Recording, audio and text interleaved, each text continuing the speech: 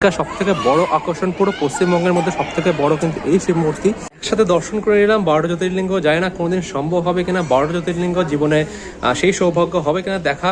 এটা কিন্তু সব থেকে ফেমাস, তোমরা সবাই চেনো, এটা হচ্ছে বাবা কেদারনাথ।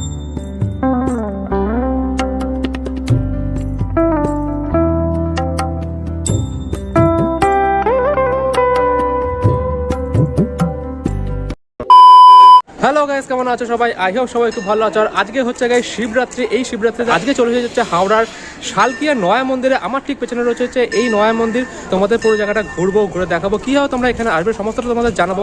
তাই চলো দেরি না করে ভিডিওটা প্রথম থেকে শুরু করা যাক। তোমরা স্কিপ না করে ভিডিওটা শেষ অবধি দেখতে থাকো।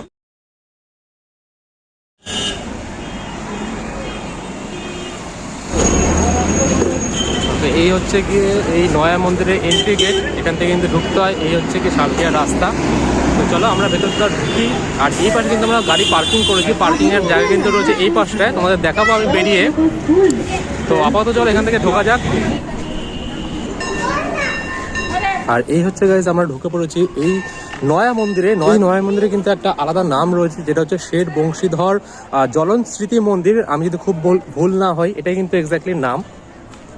আর চারিপাশে মন্দিরটা দেখতে পাচ্ছ কিন্তু পুরোটা কিন্তু গার্ডেন দিয়ে সাজানো, ঠিক আছে। এখানে কিন্তু অনেক রকম দোকানও রয়েছে। ওই পাশে রয়েছে কিন্তু একটা গোশালা টাইপের, ওটা তোমাদের পরে দেখাবো।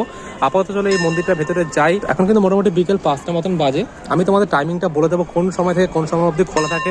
আর এই মন্দিরের সব থেকে বিশেষ আকর্ষণ যেটা রয়েছে সেটা কিন্তু রয়েছে ঠিক এই মন্দিরের পেছনে। তোমরা এই পাশটা দেখতে পাচ্ছ কিনা জানি না, এখান থেকে তোমাদের জুম করে দেখাচ্ছি। এখানে রয়েছে কিন্তু 51 ফুটের কিন্তু শিব মূর্তি রয়েছে, সেটা তোমাদের দেখাবো। আপাতত চলো মন্দিরে ঢুকি, ঠাকুর প্রণাম করি, দেন তোমাদের বাকিটা শেয়ার করছি। আর আজকে কিন্তু যেহেতু শিবরাত্রি রয়েছে, বিশেষ একটা অকেশন আমাদের হিন্দু ধর্মের, তো সেই জন্য কিন্তু আজকে মন্দিরে বেশ ভিড় রয়েছে। যদিও আমি এখানে এর আগে আসিনি, ভিডিওতে দেখেছি বারবার।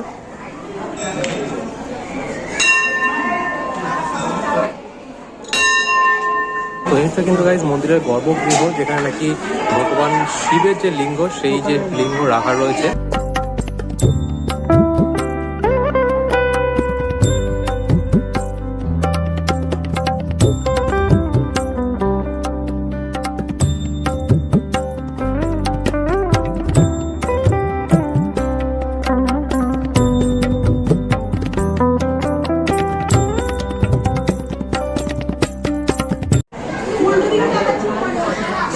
আর মন্দিরের ঠিক পেছন দিকটায় কিন্তু প্রচুর মানুষ বসে রয়েছে, ঠিক আছে। এখানে একটা মেনলি আর কি বসার জায়গা। আর এখানকার যে মেন আকর্ষণ সেটা হচ্ছে একদম সামনে রয়েছে আমার। এই হচ্ছে কি আমাদের ভোলে বাবার মূর্তি। এটা কিন্তু 51 ফিটের মূর্তি, মানে পুরো পশ্চিমবঙ্গের মধ্যে সব থেকে উঁচু কিন্তু রয়েছে এই মূর্তিটা। আর এটা কিন্তু মোটামুটি 2015 সালে আর কি উদ্বোধন হয়েছিল। তো তারপর থেকে এটা কিন্তু খুবই ফেমাস হয়েছে চারিদিকে। তো যেই কারণে আর কি সবাই এই মন্দিরটা আসে বেসিক্যালি এই মূর্তিটাকে দেখার জন্য।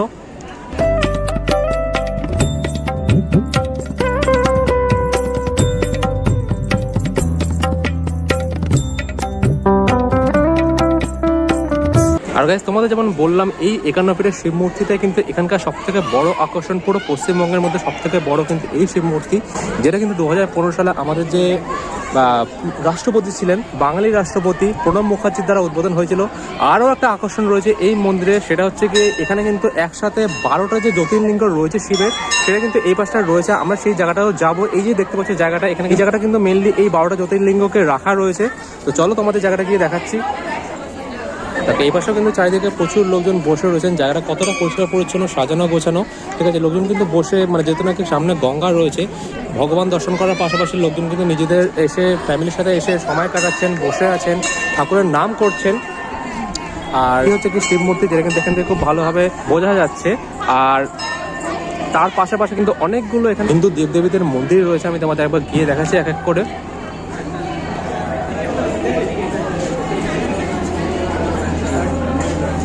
এখানে কিন্তু রয়েছে হচ্ছে রাম সীতার মূর্তি, এটা রাম মন্দির বেসিক্যালি।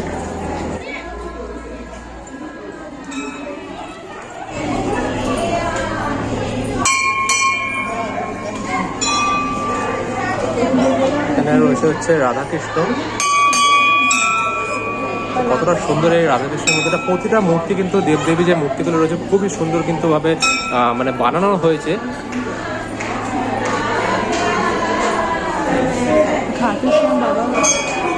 আর আর এই হচ্ছে গিয়ে খাটু শ্যাম বাবা, যিনি কিন্তু ভগবান বিষ্ণুর উপাসক ছিলেন। আর এই পাশে যে মন্দিরটা রয়েছে, এটা কিন্তু মা দুর্গারই কোনো একটা রূপ রয়েছে। এক্স্যাক্টলি কোন ঠাকুর সেটা আমি বুঝতে পারছি না, তোমরা যদি জানো কমেন্টে জানাও আমাকে। এই যে জায়গাটা দেখতে পাচ্ছ, ঠিক আছে, এখান থেকে কিন্তু আর কি 12টা জ্যোতির্লিঙ্গ এই ভেতরে রাখা রয়েছে। বাইরেটা কিন্তু রয়েছে এরকম টাইপের। আমরা চলো ভেতর দিকটা যাই।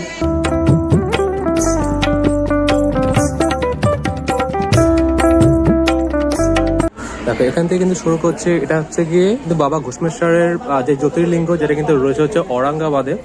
এই হচ্ছে গিয়ে শিবলিঙ্গ, আর এই হচ্ছে গিয়ে মন্দিরের রেপ্লিকা। তার ঠিক পাশে রয়েছে হচ্ছে বাবা বিশ্বনাথ টেম্পল, ঠিক আছে। তো যেটা কিন্তু রয়েছে হচ্ছে কি উত্তরপ্রদেশে খুবই ফেমাস বাবা বিশ্বনাথের নাম তোমরা জানো।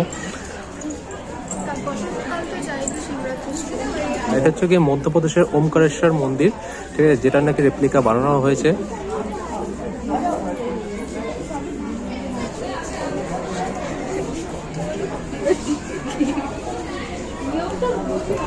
তার পাশে রয়েছে হচ্ছে গিয়ে ভীমশঙ্কর মন্দির, ঠিক আছে। পাশাপাশি কিন্তু প্রতিটা মন্দিরের নাম লেখা রয়েছে, হিন্দিতে লেখা রয়েছে, আর তার হিস্ট্রি কিছু লেখা রয়েছে খুব সম্ভবত। তোমরা কিন্তু চাইলে পজ করে পড়তে পারো। এই হচ্ছে কি ভীমশঙ্কর মন্দিরের রেপ্লিকা আর কি। এটা হচ্ছে কি নাগেশ্বর মন্দিরের রেপ্লিকা। তারপরে আমরা চলে আসি এই পাশে রয়েছে হচ্ছে রামেশ্বরম মন্দির। এটাও কিন্তু খুব ফেমাস জ্যোতির্লিঙ্গ, এটা কিন্তু রয়েছে হচ্ছে কি তামিলনাড়ুতে, ঠিক আছে। তো এই হচ্ছে কি রামেশ্বরম মন্দিরের রেপ্লিকা বানানো হয়েছে, ঠিক আছে। অনেকটা কিন্তু সেম লাগে দেখতে, যেহেতু এই মন্দিরটা আমি দেখেছি অনেকবার। ভেতরে কিন্তু শিবলিঙ্গ রয়েছে।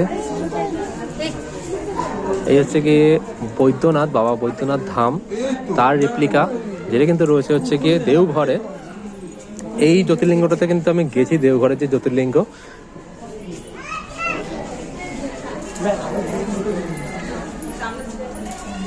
আচ্ছা, তার পাশে আমরা চলে আসি, এটা রয়েছে হচ্ছে ত্রিম্বকেশ্বর মন্দির। এটা খুব সম্ভবত মহারাষ্ট্রে রয়েছে। হচ্ছে কি আমাদের ভোলে বাবা।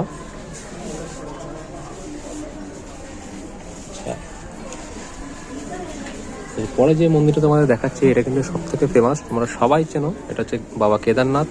তো ভেতরটা তোমাদের একবার দেখাচ্ছি। আর কেদারনাথের যে ভেতরে যে লিঙ্গগুলো রয়েছে এক্স্যাক্টলি কিন্তু সেম টাইপেরই বানানো, ঠিক আছে।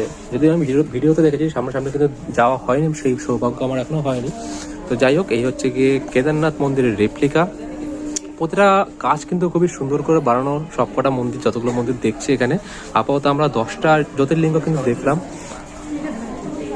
এই পাশে রয়েছে হচ্ছে মল্লিকার্জুন, এটা রয়েছে খুব সম্ভবত অন্ধ্রপ্রদেশে।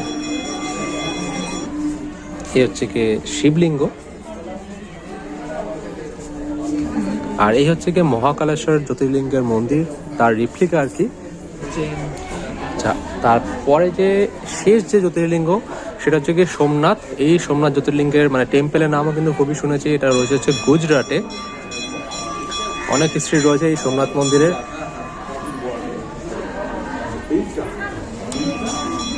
এই হচ্ছে কি আমাদের বাবার মূর্তি।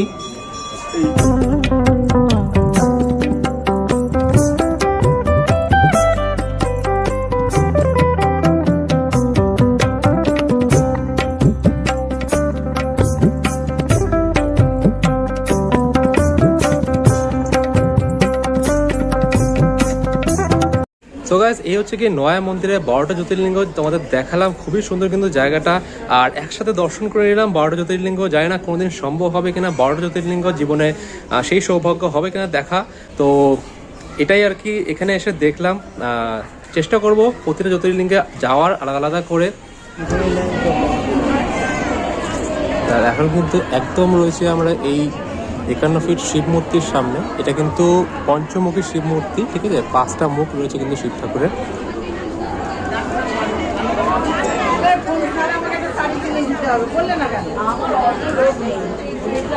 অসাধারণ কিন্তু একটা মূর্তি, এটা যেটা বানানো হয়েছে। এই যে লেখা রয়েছে এখানে, প্রণব মুখার্জি কিন্তু উদ্বোধন করেছিলেন 2015 সালে, সেটা কিন্তু লেখা রয়েছে এখানে।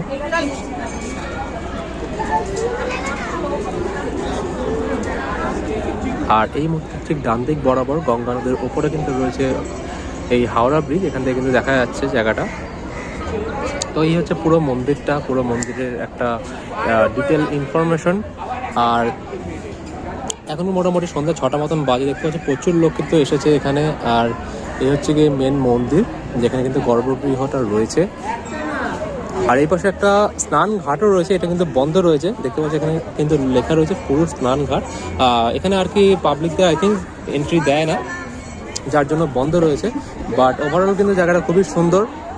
সো গাইস, এই হচ্ছে গিয়ে নয়া মন্দিরের একটা ভিডিও তোমাদের দেখালাম, কিরম কি দেখার রয়েছে এখানে, কিরম কি ঠাকুরের মূর্তি, জ্যোতির্লিঙ্গ থেকে শুরু করে ভগবান শিবের এই 51 ফিটের মূর্তি আমার ঠিক পেছনে যেটা রয়েছে।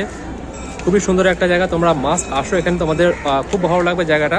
তোমাদের সময়সীমাটা এখানকার বলে দিই, সপ্তাহে কিন্তু প্রতিদিন খোলা থাকে এই মন্দির, সকাল 6টা থেকে দুপুর 12টা অবধি। তারপরে কিন্তু বিকেলবেলা খোলা হচ্ছে বিকেল 4টে থেকে রাত 9টা অবধি খোলা থাকে এই মন্দির। তার মধ্যে তোমরা আসো, সকালে আসো কি বিকেলে আসো, বিকেলের সময়টা বেশি মনোরম এখানকার, কারণ অবভিয়াসলি পাশে গঙ্গা রয়েছে। আর এরকম সুন্দর পরিবেশে সুন্দর একটা জায়গা, আমাদের হিন্দু ধর্মের একটা মন্দির, সেখানে কিন্তু খুবই ভালো লাগবে তোমাদের আসলে। আমরা কিন্তু এসেছি হচ্ছে বাইক করে, তোমরা কীভাবে আসবে সেটা তোমাদের একটু বলে দিচ্ছি। এখানে কিন্তু তোমরা আসতে চাইলে কিন্তু তোমরা ওই পারে যে জায়গাটা দেখতে পাচ্ছ, ওটা কিন্তু রয়েছে আহিটোলা ঘাট, যেখানে নাকি বাবা ভূতনাথ মন্দির রয়েছে। ওখানে কিন্তু আজকে প্রচুর ভিড় রয়েছে, আমরা প্রতিবার যাই ওখানে। আজকে এইবারে শিবরাত্রিতে এই পাশে আসলাম। পরে যে আহিটোলা ঘাট রয়েছে, তোমরা যদি শোভাবাজার আহিটোলা ঘাটে চলে আসতে পারো শিয়ালদা বা বিধাননগর থেকে অটো বা বাস করে, সেখান থেকে কিন্তু এই যে লঞ্চ পেরিয়ে এই পারে তোমরা চলে আসতে পারবে এই নয়া মন্দিরে। এছাড়া তোমরা যদি আসো বেলুরের দিক থেকে বা হাওড়ার দিক থেকে আসলে প্রচুর বাস তোমরা পেয়ে যাবে। বেলুরের দিক থেকে আসলেও কিন্তু প্রচুর বাস পেয়ে যাবে, যেগুলো কিন্তু এই জায়গায় আসে। 4 থেকে 5 কিলোমিটারের মধ্যে এই মন্দিরের দূরত্ব রয়েছে। আর এছাড়া তোমরা যদি বাইক বা নিজস্ব কারে আসো, তার জন্য কিন্তু পার্কিংয়ের ব্যবস্থাও রয়েছে। তবে শনি আর রবিবার উইকেন্ডগুলোতে কিন্তু পার্কিং বাইরে করতে হয়। আর এছাড়া তোমাদের গুগল ম্যাপসের লিঙ্ক আমি প্রোভাইড করে দেবো এই জায়গাটার ডেসক্রিপশনে, তোমরা কিন্তু সেখান থেকে চেক আউট করে নিতে পারো।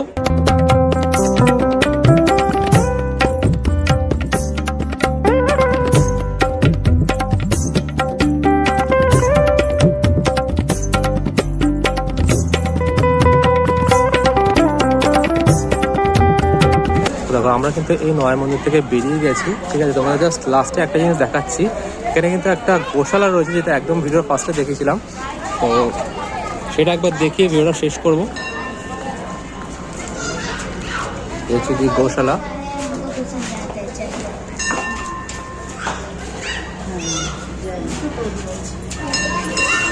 তারপর লেখা আছে কিন্তু গো দর্শন। তো মানে কিন্তু প্রণামীও দিচ্ছে আমাদের গোমাতা।